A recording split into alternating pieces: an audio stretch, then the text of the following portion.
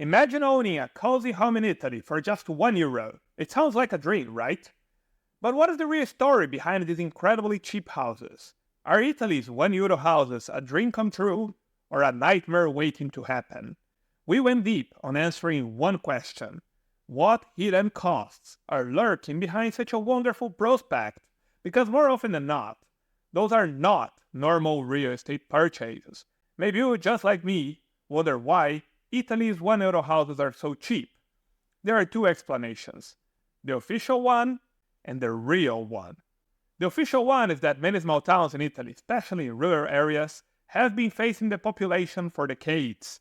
As families moved away in search of better opportunities in richer Italian cities like Turin, Milan, or even abroad, they left behind a trail of empty homes.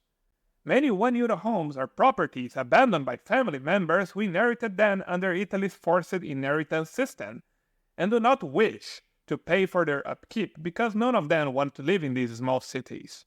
Local governments took over these properties because of unpaid taxes, debts, etc. These empty houses became a burden. They symbolized a fading community and a crumbling local economy. To revive these towns, local governments decided to sell abandoned houses for just €1. The goal?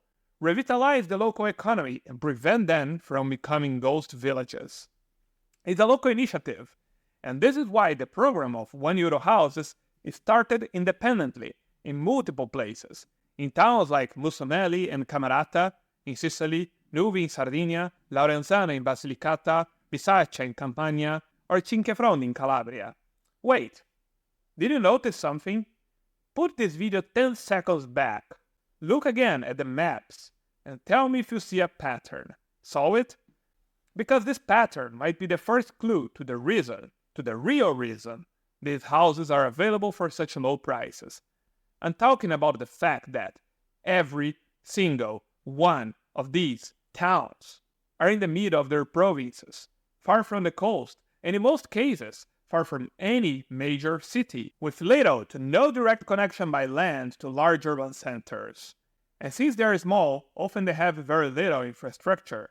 To be fair, some of these towns have more infrastructure than others, like Musonelli, which has a large hospital, but that is not always the case. But what kind of condition are these homes really in? These are some of the pictures of the €1 houses. Imagine buying a house for €1, only to find out it's falling apart. This is what a person who went through the process told us. Open quote. These homes are in some serious states of disrepair and often uninhabitable. You have to invest at least €18,000 into it. Getting things like electricity and internet set up is a nightmare, close quote. Okay, but that should not be a surprise, right? Who would expect that a house for €1 would be a ready-to-live place? Of course, it would need some renovations, but the small print of most agreements to purchase the €1 houses has some very tricky rules about the renovations. The first of all is the red tape. Many of these houses are historical houses, so you might need to have a lot of permits to renovate them. A local explained to us how bureaucracy works there. Open quote. Italy has the most red tape to get anything done, coming second only to Greece, the inventors of bureaucracy. You will be waiting in governmental offices for weeks or months to get approvals on the smallest things. Close quote. Most municipalities require a detailed renovation plan to be submitted. This plan must be approved before any work can begin. Some municipalities may require a security deposit, something around €5,000, to ensure the buyer's commitment to the renovation. Then you also need other permits. Many other permits. For minor modifications, a CILA, Comunicazione Inizio Lavori Asseverata, is needed, which involves less bureaucracy but still requires a professional certification. More significant changes require a segnalazione certificata di inizio attività, or even a full building permit. Things like painting internal and external walls or ceilings might need authorization from the Superintendence of Architectural Heritage. This is what Francesco, an Italian familiar with the program, wrote. Open quote. Price for renovations may vary a lot. The minimum is around €30,000, but it's not unusual to go up to 80,000 or more for a 3-story building. That's because in Italy, building codes are strict, close quote. But this is not even the hardest part. You will have deadlines to finish this renovation. If you don't finish in time, there are penalties, and they are heavy, although they vary from one municipality to the other. But before we talk about these penalties, I would like to ask a small favor. If you enjoyed this episode, please hit the like and subscribe buttons. Now, what happens if you can't complete the required renovations? In Cinquefrondi in Calabria, if you don't finish the renovations from your approved plan in 3 years, you will be fined up to 20,000 euros. In Laurenzana, Basilicata, if you don't finish all the renovations before the deadline, you lose the property and everything you invested in it. So in a way, it's correct to say that when you buy a €1 house, you are paying for the right to renovate it. Let's say you beat all the bureaucracy and red tape. There is still the problem of finding a local contractor, as a local told us. Open quote. Assuming you get all that done, you'll be hard-pressed to find contractors to work on the place, because it's likely to be remote. Even if you do, the stereotype of domani, tomorrow, is very much true. Nothing ever gets done on schedule. Ever. Everything can wait until tomorrow. End quote. And do you know why I said local contractor and not just contractor? Because that is another issue.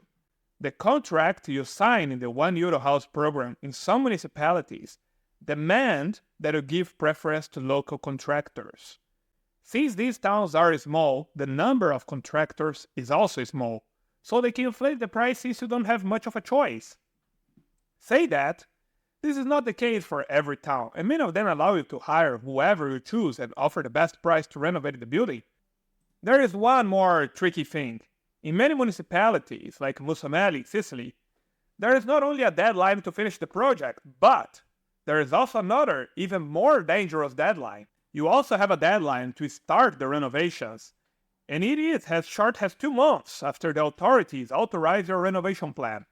The problem is that there is a chance that no contractor will be available in such a small village to work on your house on such a short notice. An Italian told us about that. Open quote. The local Sicilian contractors know that you have to hit repair and reconstruction deadlines. You definitely get charged the foreigner price. End quote. Some of these villages also have no proper roads leading to and from the cities where the contractors are located. It's also not uncommon that during winter, towns that are located on higher plateaus have their access blocked by heavy snowfall. Troina, a city of 8,500 residents in Sicily, is located at more than 1,100 meters high. During the winter, a few years ago, they had so much snowfall that the city access was blocked and the mayor asked for help from the Italian army. All these obstacles, both natural and human, result in many €1 house buyers missing their deadlines. So, are there any success stories of people who bought €1 houses? Yes, of course. And in less than 2 minutes, I will talk to you about some of these cases, so keep watching. But now a lot of people are attracted to the €1 house program for other purposes. The first idea many have is to use it as an investment, believing that the price to buy a €1 house and renovate it is less than what they would spend buying a ready-to-live one. But often this is not the case, and the risks are also much higher. This is what an Italian who knows the program told us. Open quote. As an investment, it's going to be a bloodbath regardless. Retooling an old farmhouse at a fast B&B or resort for upper-class tourists sounds appealing, till you realize you are still in Buco di Culo Superiore, 30 miles away from the nearest city. End quote. Buco di Culo is not a real city, it's just an example, a name he used. Some potential buyers also think that the €1 house program is a good way to have some cheap properties to rent on Airbnb and then make extra money.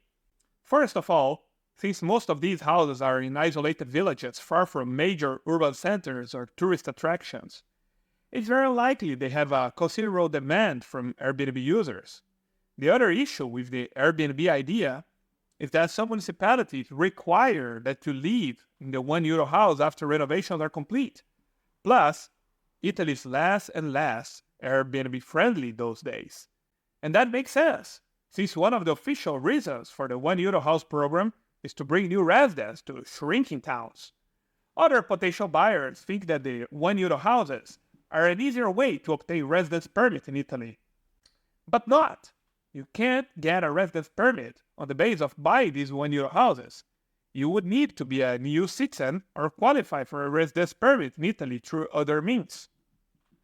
If you watch it until now, you might think the €1 house program has so many rules and problems that it's not worth it. However, that is not always the case. Sometimes it is worth it.